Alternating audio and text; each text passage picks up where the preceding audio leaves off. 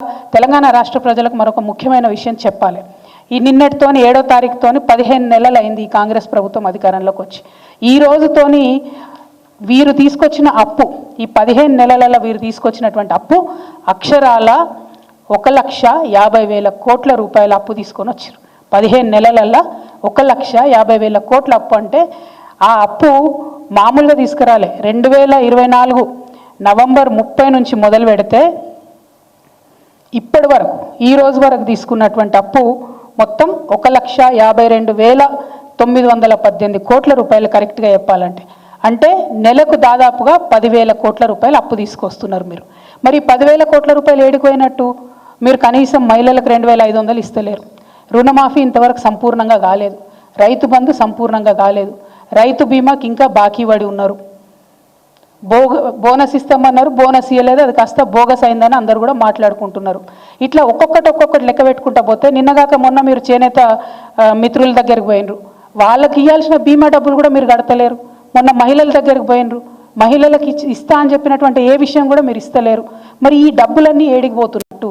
కేసీఆర్ గారు అప్పు తీసుకొచ్చిరు అని బదనాం చేసిరు. ఇవాళ మేము కేసీఆర్ గారు తీసుకొచ్చినటువంటి అప్పుకు మీకు న్యాయ పైసతో సహా లెక్క చెప్తాం. మరి మీరు కూడా ఈ 1,50,000 కోట్లు తీసుకొచ్చిరు, దానికి లెక్క చెప్పాలని చెప్పి నేను డిమాండ్ చేస్తూ ఉన్నా. కేసీఆర్ గారు మొత్తం 10 ఏళ్లలో తీసుకొచ్చిన అప్పు ఎంత అంటే, ఇది కూడా ఆర్బీఐ రికార్డే, నేను చెప్పే కవిత్వం కాదు. అప్పు ఎంత అంటే 3,89,000 కోట్లు. దాంతోపాటు మనం గ్యారంటీలు ఇస్తాం కార్పొరేషన్లకు ప్రభుత్వంగా, అది మరొక 38 కోట్లు, అంటే 38,000 కోట్లు. మొత్తం కలిపి 4,30,000 కోట్ల రూపాయలు కేసీఆర్ గారు అప్పు తీసుకొస్తే ఒక్క కాళేశ్వరంకే 90,000 కోట్లు మేము ఖర్చు పెట్టినాం. అది కాకుండా ఇతర మొత్తం ప్రాజెక్టులకు, పెండింగ్ ప్రాజెక్టులకు, రిజర్వాయర్లకు, చెరువులకు, మైనర్ ఇరిగేషన్, మేజర్ ఇరిగేషన్ అన్నీ కలుపుకుంటే 1,37,000 కోట్లు వాటి కోసం పెట్టడం జరిగింది. మిషన్ భగీరథ మీద 37,000 కోట్లు పెట్టడం జరిగింది. మొత్తంగా అగ్రికల్చర్ అంతా కూడా, వ్యవసాయం అంతా కూడా చూసుకుంటే 30,000 కోట్లు రుణమాఫీ చేసినాం.